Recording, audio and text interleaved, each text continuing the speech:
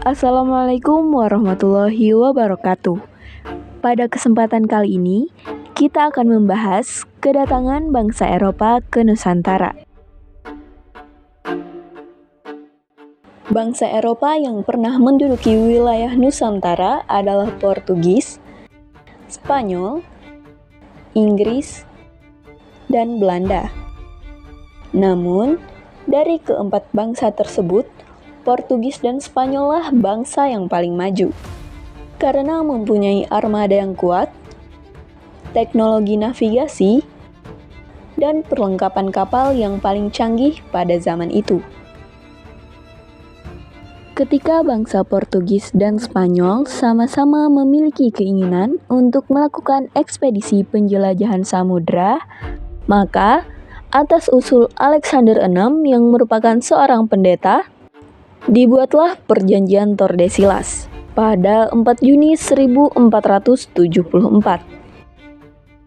Perjanjian ini berisi pembagian batas wilayah dunia baru, yaitu Portugis memiliki hak untuk berlayar maupun berdagang ke arah barat, sedangkan Spanyol memiliki hak untuk berlayar maupun berdagang ke arah timur.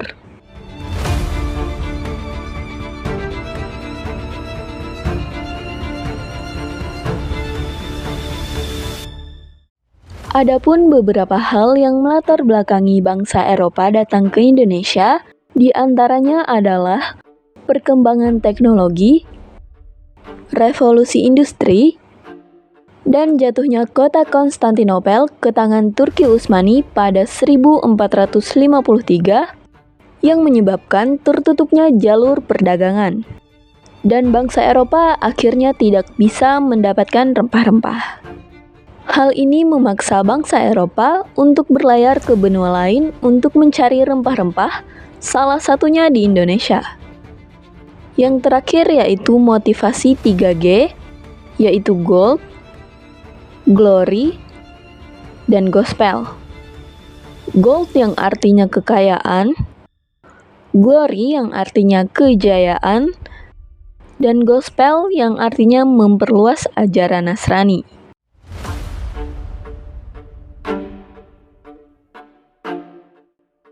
Bangsa Portugis mulai berlayar dan melakukan ekspedisinya pada tahun 1487 ke arah timur. Dan tiba di Nusantara, di Pulau Maluku, tepatnya Ternate, pada tahun 1512.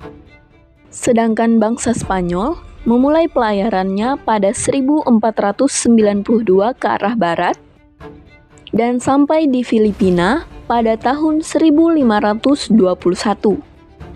Kedatangan mereka disambut baik oleh bangsa Filipina. Namun, saat terjadi peperangan di Filipina, pemimpin ekspedisi Spanyol, Fernando de Magellan, terbunuh. Mereka pun memutuskan untuk melanjutkan ekspedisinya dan tiba di Maluku, tepatnya di Tidore.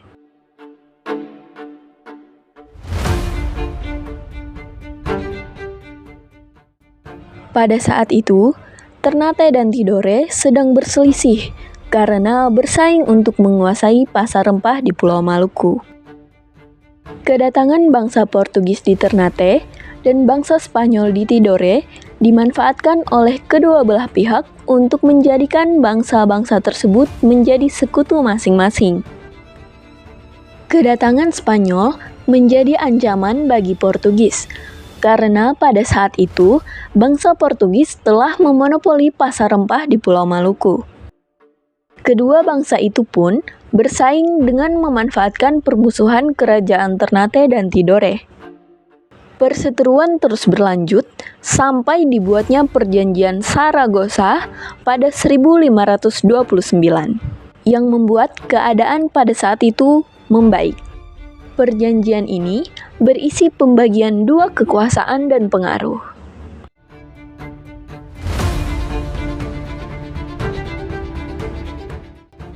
Lalu, bangsa Eropa yang ketiga adalah Inggris, yang melakukan ekspedisi pada tahun 1577. Dengan mengikuti rute perjalanan Spanyol ke arah barat, dan tiba di Ternate pada 1579 dan memborong rempah-rempah di Pulau Maluku. Kemudian, Inggris melakukan ekspedisi yang kedua. Namun, sebelum tiba di Indonesia, Inggris berhasil menguasai India dan mendirikan EIC, yaitu sebuah perusahaan dagang milik Inggris. Lalu, pada 1628, Inggris tiba di Indonesia di Banten, dan Kerajaan Banten mengizinkan Inggris untuk mendirikan pangkalan dagang dan benteng.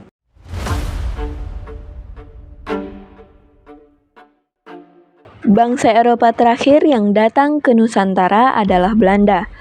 Belanda mulai melakukan ekspedisi pada tahun 1595. Kemudian, Belanda berhasil mendarat di Pelabuhan Banten pada 23 Juni 1596. Pada saat itu, ekspedisi Belanda dipimpin oleh Cornelis de Houtman. Namun, Belanda diusir oleh penduduk pesisir Banten karena dinilai bersikap kasar dan sombong. Kemudian, pada 1598, bangsa Belanda kembali mendatangi Banten, dan kali ini kedatangannya diterima oleh masyarakat setempat. Belanda pun berhasil menguasai pasar perdagangan Banten dan mendirikan perusahaan dagangnya yang diberi nama VOC pada tahun 1602. Kemudian, pada tahun 1605, Belanda menyerang benteng Portugis di Maluku. Portugis pun terpaksa mundur dan berpindah ke Timur Leste.